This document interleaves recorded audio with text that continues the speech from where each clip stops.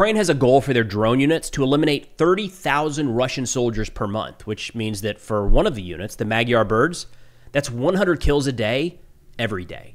So to take a look at their progress so far and the changes they're implementing to achieve that goal, I thought it was worth diving into the launch and monthly summary of June 2025 put together by the Ukrainian USF, or Unmanned Systems Forces. There's some pretty interesting aspects in here that I wanted to call out, and of course the full report will be linked in the description below. They note that on June 3rd, Major Robert Magyar Brovdy was appointed the commander of the Unmanned Systems Forces, USF, of the Armed Forces of Ukraine. Brovdy was previously the commander of the 414th Separate Brigade, Magyar Birds, one of the most effective drone units, if not the most effective, in the entire Ukrainian military. So there you have it. Performance, man gets elevated, and now he's taking a lot of those lessons learned to incorporate across the entire force. He laid out his primary goals as taking over this position as being launching a unified platform for electronic reporting and target verification. We've talked about that before, especially with the Army of Drones program, where Ukraine is getting points for kills and destruction. There's a lot of value in understanding not just did that drone hit the target, but did it effectively destroy the target. Accurate battle damage assessments are absolutely critical for either side in this or any conflict. The second is enabling full cycle planning, analysis, and performance evaluations for every munition, drone, and operation, along with coordination, management, and real-time reporting across all units. I've seen a lot of questions about this, and it's a valid issue that it looks like they're trying to resolve now. Every one of these drone units at times has, of course, different operators, but they use slightly different technology and slightly different tactics and slightly different repeaters, slightly different warheads, all of that. What he's putting together, kind of building upon, because this does already exist to a degree inside of the Ukrainian military, is the coordination there across all units to find out what is the best warhead for this specific type of tank and make sure everybody knows that. He also is pushing for an expansion of existing in-house production of munitions. So they're developing in Ukraine the exact types of warheads they need and a centralized supply depot of ammunition and critical components. Again, at this point in the war, there's been a lot of bottom-up refinement on the aspect of drone warfare, but there's no reason to not take some of those best practices and incorporate those into more of a standard across the force. That appears to be what he's doing here. And they noted that part of his plan is to scale the experience of the 414th Magyar Birds to the entire USF grouping. The last point here that he's focused on is called non-risk logistics, replacing humans with drones to preserve lives. So in a recent fundraiser that we technically still have ongoing, that I'll have linked in the description below, we're picking up a lot of unmanned ground vehicles for a couple different Ukrainian units that they're using to bring casualties off the front and deliver supplies to the front, especially in some of the hotter areas along the east and south. Now, they say before Major Brovdy's appointment, two separate unmanned groups operated. You had the drone line, initiated earlier by Magyar, and the Unmanned Systems Forces, with 5 to 7 subunits respectively. These groups have now been integrated into a single coordinated structure, the USF grouping.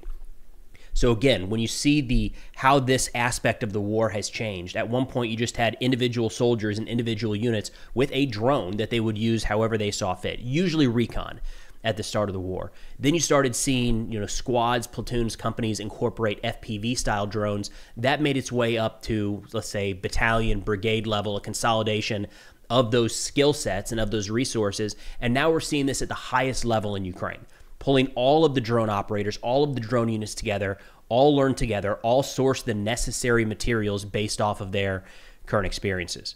Now, getting into the data with this report, they say in June 2025, USF units neutralized 19,653 targets of various types, including 4,521 enemy personnel. Now, it's not clear if that is killed or killed and wounded in terms of the enemy personnel, but you're going to see it is a pretty significant jump from other recent reports. Magyar, as mentioned, being one of the most effective drone units in the Ukrainian military, says they accounted for 32% of the grouping's total results, 6,335 targets in June alone.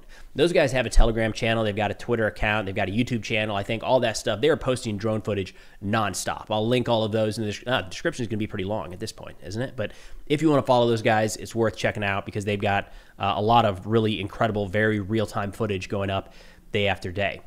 Now, in terms of the progress of the drone war from the Ukrainian perspective here, They put up some stats from January to June 2025. In January, 10,800 total hits compared to 19,600 in June, almost doubled in 6 months. And then personnel losses, Russian personnel losses, from 3,800 to 4,500 during that same 6-month period. So you can see trending in the right direction for Ukraine, albeit still a ways to go before the goal of 30,000. And that was mentioned by, again, the new commander here, Robert Magyar Birds, who said, quote, "We must reach a monthly benchmark of 30,000 enemy personnel eliminated for the defense forces of Ukraine. For Magyar Birds, that means a daily objective of 100 eliminated occupants." So clearly still a ways to go, but you can see how they're incorporating all these lessons learned, becoming more lethal, more effective, more efficient with the use of the materials they have on hand. Things like pulling in the the manufacturing of specific warheads for the drones instead of just using what you have sitting out. Not just grabbing an RPG because it's there, like we saw with a lot of the early FPVs, but what is the desired type of munition for taking out, enemy personnel in the open? It's more of an anti-personnel charge than necessarily an RPG-7 anti-armor type charge. Now, we've got some interesting videos that have come out recently about surrendering, both from the Russian and the Ukrainian side. But before diving into that, a quick thank you to the sponsor of today's video, Delete Me. Hey, we're going to talk about worst case scenario here for a second, because usually when we talk about our personal data being purchased online, the thought that comes to mind is things like identity theft or maybe financial scams, issues of that nature. But it can get so much worse. I'm talking about stalking, even murder. I mean, a Wired article just came out and said, quote, "The man who allegedly assassinated a Democratic Minnesota state representative, murdered her husband, and shot a state senator and his wife at their homes may have gotten their addresses or other personal details from online data broker services." And that's according to court documents. They quote Ron Wyden, a U.S. Senator from Oregon, who says, quote, "The accused Minneapolis assassin allegedly used data brokers as a key part of his plot to track down and murder Democratic lawmakers."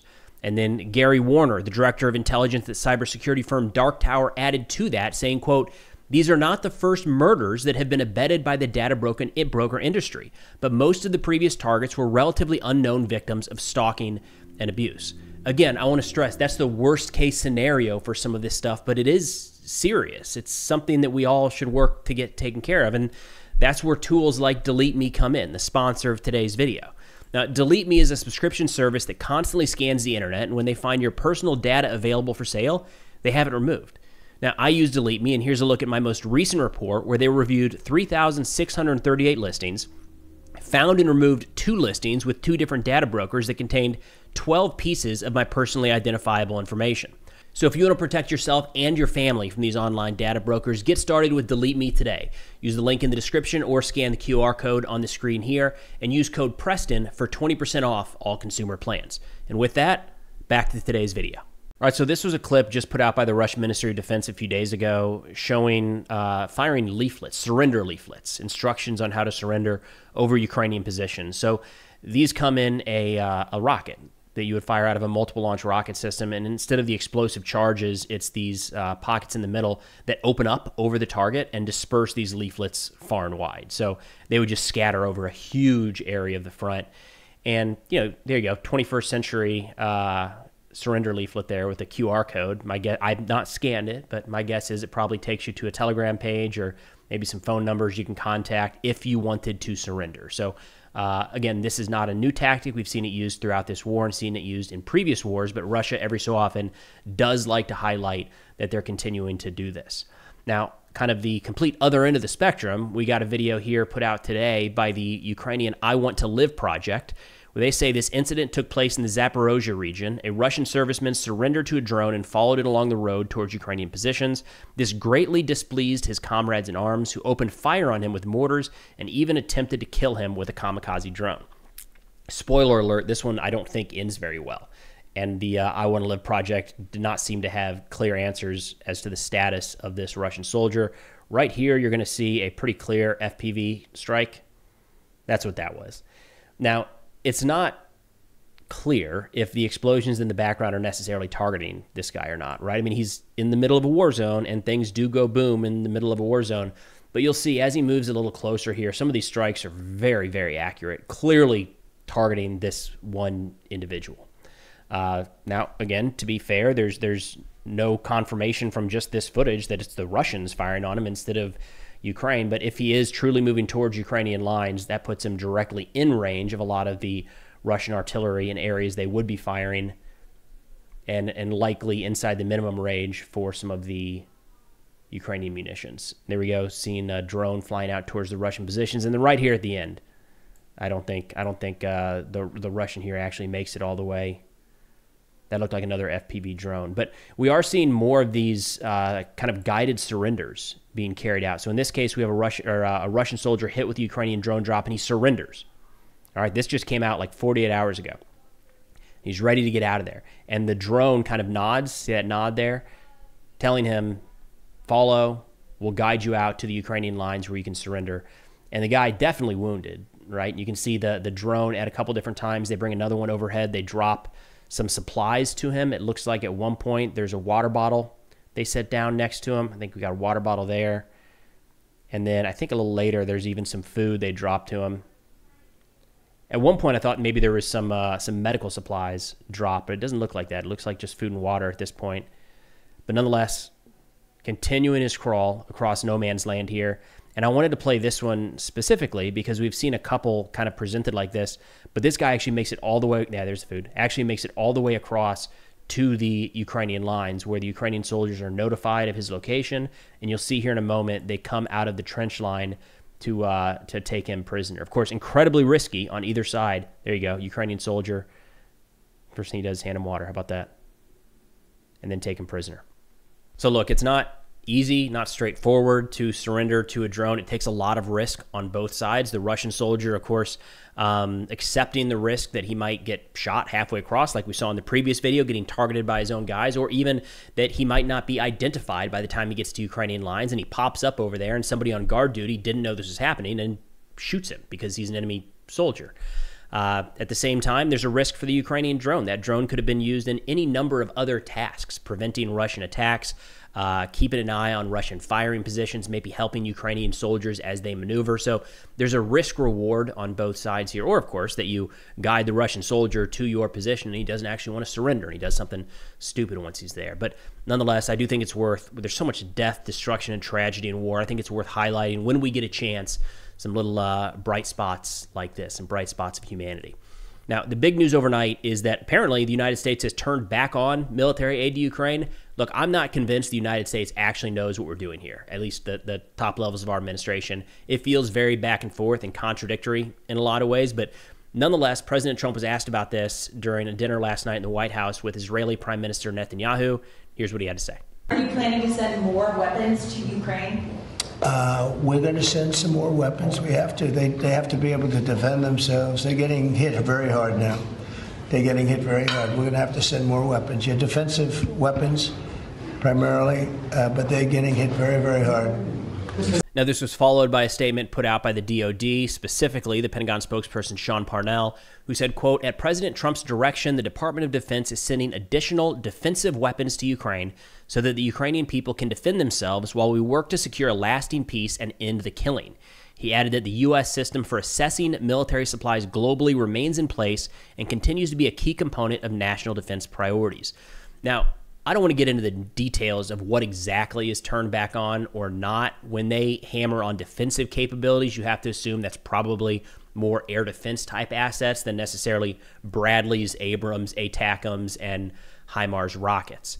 But nonetheless, there's been a little bit of allegation that we were sending 30, we paused 30, and now agreed to send 10. I haven't seen that confirmed, so I'm going to stay away from the details at this point. But an interesting aspect brought up here by Tom Wright, a senior fellow at Brookings, he said about 6 weeks ago, I wrote in The Atlantic that the gutting of the U.S. National Security Council would mean that, quote, the Pentagon, Treasury Department, Department of Homeland Security, Central Intelligence Agency, and other agencies could likewise set up their own mini foreign policies, each based on the cabinet secretary's interpretation of what they heard from the president, whether in a meeting, a side conversation, or a Truth Social post. He said that's exactly what we've seen here with the Pentagon. I'm pretty sure they genuinely thought that unilaterally freezing military assistance to Ukraine without telling the White House was consistent with America First, but instead it was not what Trump wanted and has resulted in this very public U-turn. It underscores why any administration needs a functioning National Security Council and interagency process. And to take you back a couple, I'm not going to rehash this whole thing because, my God, it was confusing. But we had the DOD saying it was fake news that anything had been paused. We had the White House saying it was the right move to pause aid. And we had the State Department saying it's just one thing and go back and talk to the DOD. So it was, and Ukraine had no idea. They hadn't been told anything. And our partners had not been told anything. So who knows, right? And the more I look at this, the more it does seem like a unilateral decision inside the Pentagon that as soon as it started to get some traction with people on the outside, there was enough pushback to where they're changing direction now. That, or it was directly contradictory of what President Trump wanted the whole time, although I think that one's a little more optimistic. Now, earlier today, an article came out from The Guardian talking about just why this pause was made, and this put some pretty serious numbers on this, where they say the United States only has about 25% of the Patriot missile interceptors it needs for all of the Pentagon's military plans after burning through stockpiles in the Middle East in recent months, an alarming depletion that led the Trump administration freezing the latest transfer of munitions to Ukraine. That's low. That's really low. And I don't think that's ever been a secret that there's a shortage of air defense interceptors. There's a shortage of Patriot missile systems because we always want more. Everybody always wants more. 25% is very low.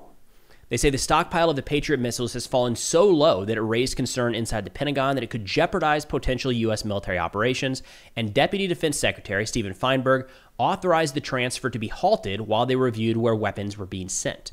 Trump also told Ukrainian President Zelensky in a phone call that he was not responsible for the halt in weapon shipments and that he had directed a review of U.S. weapon stockpiles but didn't order the freeze. So again, different foreign policy being pursued by different departments. This is so frustrating. We've been back and forth the whiplash of, are we going to send it? Are we going to support? Are we going to sanction Russia or not? Why are we sanctioning Ukraine now? What's happening? The up, down, sideways, back and forth makes it so hard to understand where this is going forward.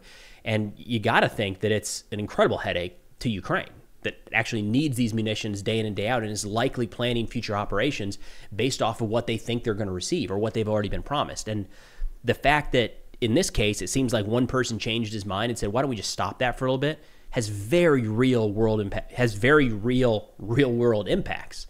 I mean, this was during the period of time where Russia launched over 500 munitions into Ukraine a couple days in a row. I think it was 3 days apart, more than 500 munitions. Those interceptors would have been useful. There were a lot of people killed and wounded in those attacks and maybe didn't have to be. They say, but the determination last month to halt the